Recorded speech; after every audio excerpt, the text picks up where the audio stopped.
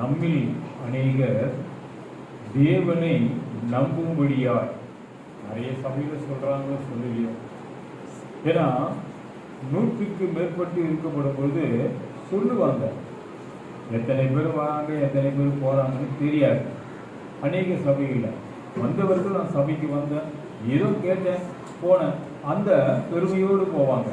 இன்னைக்கு நிறைய சபைகள் இருக்கு, ஆனால் கொஞ்சமாக ஒரு 10 பேர் 20 பேர் 30 பேர் மிஞ்சி போனால் 50 பேர் இவர்களை கண்காணிப்பது மிகவும் சுலபம். ஏன்னா பக்கத்திலே இருப்பாங்க. இப்போ நீங்கள் பாருங்க, ஒரு 20 பேர் இருக்கிறாங்க, இன்னொரு 20 அபியர்த்தவர்கள், அது கொஞ்சம் டிஸ்டன்ஸில் இருக்கும், ஆனால் நல்லா தெரியும். அப்படிப்பட்டவர்களை ஈஸியாக கண்டுகொள்ள முடியும். அவருடைய பழக்க வழக்கங்கள், நடவடிக்கைகள், அவருடைய ஒழுக்கம் எல்லாமே தெரியும்.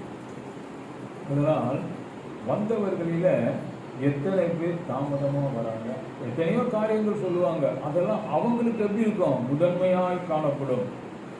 ஆனால் தேவனுக்கு அதெல்லாம் ஒன்றுமே இல்லை. அவருடைய சமூகத்தில் அதெல்லாம் ஒன்றுமே இல்லை.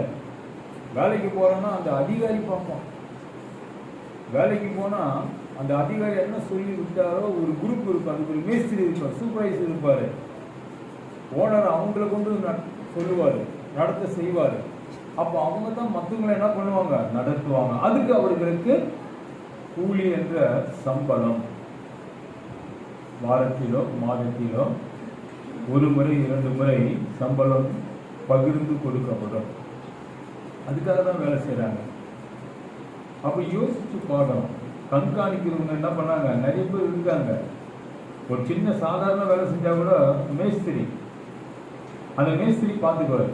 அந்த மேஸ்திரிக்கு தெரியும் யாரெல்லாம் வேலை செய்யக்கூடியவங்க, யாரெல்லாம் வேலை செய்யக்கூடாதவங்க, என்ன பண்ணுறது, ஆள் வேணும், அதனால் கூட்டிகிட்டு வந்தோம். ஆனால் அவங்களுக்கு ஊதியம் எப்படி தான் இருக்கும், குறைவாக தான் இருக்கும்.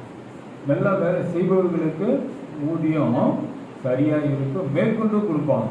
ஒரு சாதாரண மனுஷன் கொடுக்கும்போது ஆண்டவராகிய தேவன், அவர்களையும் படைத்தவர் தேவன் தானே, அவருக்கு தெரியாதா?